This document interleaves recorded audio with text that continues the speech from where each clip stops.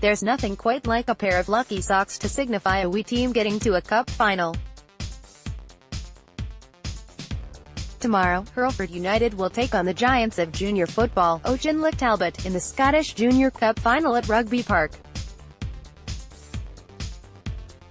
And Hurlford President, John Sibbald, will be sporting the socks that he swears, or at least hopes, will bring his team luck.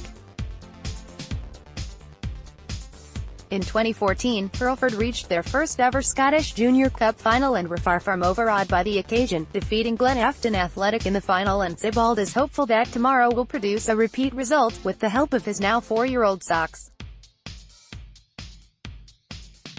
Read more. Policing, dynamic, set to change at Celtic v Rangers games, say Police Scotland. I'm going to be wearing the same red socks that I wore the last time, 4 years on. They're a wee bit pinky now, but I'll still be wearing them, he admitted. It feels pretty good being the underdogs. We were underdogs as well when we won it, and we've got the same away dressing room, the same stand, and so everything is the same as last time, so hopefully that bodes well. Nobody can ever bet against Talbot. They're a fantastic team and a great club, and they're favourites for everything, but we feel confident. The past half-decade has seen a remarkable resurgence for Hurlford.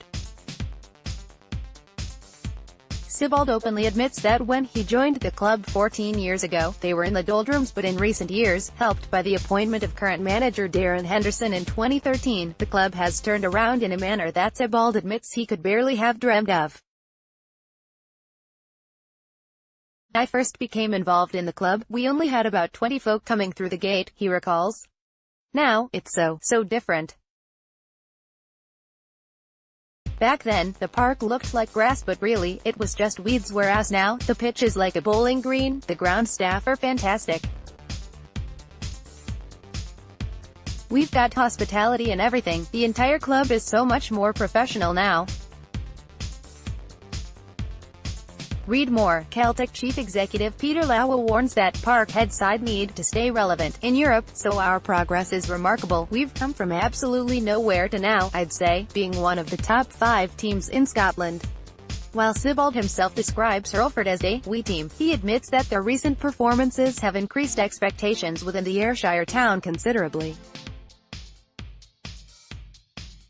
Talbot may be currently sitting top of the West Super League, 9 places and 23 points better off than Hurlford, but a recent victory over their final rivals, as well as their 2014 Cup win still fresh in the memory of Hurlford's fans, has made sure that no longer are the Hurlford supporters content with merely making up the numbers. 4 years ago when we got to the final, it was the first time ever and the entire town was covered in red and white. Sibbald said. This year, it's slightly different and there's a sense that yes, we should be there. We'll have approximately 2,900 supporters in the main stand, and for a club like us, that's huge. We have a supporter who comes from Larkhall to every one of our games. He gets 4 or 5 buses to get here. It's unbelievable how he's attached himself as to him. We just love him. It'll be a great atmosphere. Junior football has great banter. You will roar and shout at each other across the park, and then at full time, you'll shake hands and everything's fine. Tomorrow though, I'll be sitting in the director's box, so I'll have to try to remain calm. Read more. Mount Florida memories as Andy Robertson goes for Champions League glory. There has been noises from a number of junior clubs about potentially moving into the senior setup within Scottish football, but there are few within Hurlford, including Sibbald himself, who harbour those ambitions to move up the ranks.